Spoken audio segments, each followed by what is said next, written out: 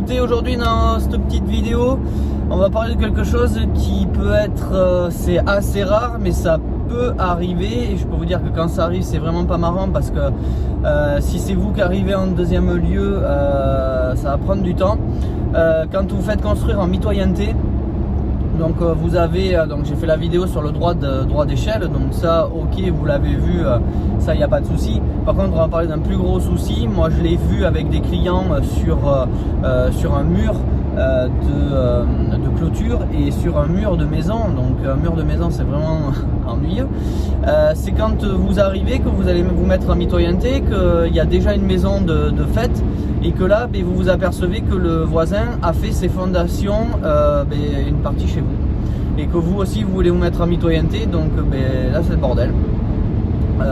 Donc il n'a pas à mettre les fondations de son côté. Vous allez partir, vous allez avoir un arrêt de chantier, ça va prendre énormément de temps.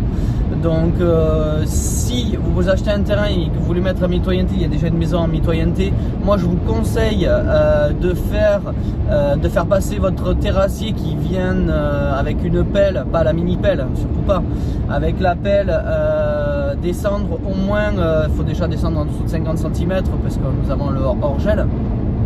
Donc pour voir si le voisin n'a pas mis ses fondations chez vous. S'il y a les fondations, là ça va être très compliqué. Vous allez partir pour un petit moment de galère. Il va falloir faire passer des experts, il va falloir faire passer un huissier pour constater. Il va falloir faire repasser sûrement le géomètre. Est-ce que les bornes n'ont pas été touchées? Voilà, donc vous il va falloir décaler. Mais si vous êtes aussi en mitoyenneté de l'autre côté, ça peut arriver, comme les terrains des fois sont pas très larges. Il faut se mettre en mitoyenneté d'un côté, il faut se mettre en mitoyenneté de l'autre. S'il faut se pousser de 30 ou 40 cm, ça fera des mètres carrés en moins dans votre maison. Vous ne les avez pas payés. Vous les avez payés, pardon. Donc voilà, donc vraiment tout prendre en amont.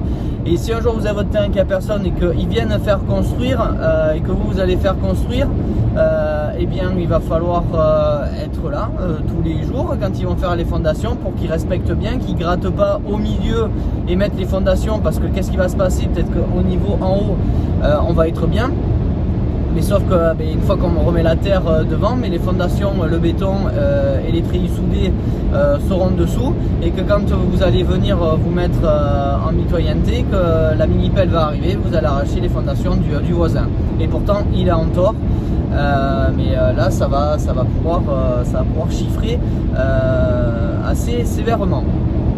Donc voilà, faites très attention sur une mitoyenneté, pareil sur une clôture. Alors après c'est toujours ennuyeux sur une clôture, mais j'ai un client, il a mis les fondations de clôture par dessous chez le voisin, sauf que le voisin est venu coller sa maison, et il a fallu qu'il casse tout son mur pour le refaire, puisque il était chez le voisin, il n'a pas le droit, même en dessous de la terre c'est interdit d'aller chez le voisin.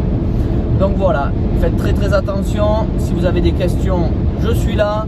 Le pouce, on n'oublie pas, on s'abonne, on partage, on fait le tonton, la tata, la grand-mère, tout le monde. Juste en rigolant bien sûr, c'est pour bien me référencer moi, et puis voilà, vous faire encore plus de vidéos. Allez, écoutez, je vous dis bonne fin de journée, à plus tard.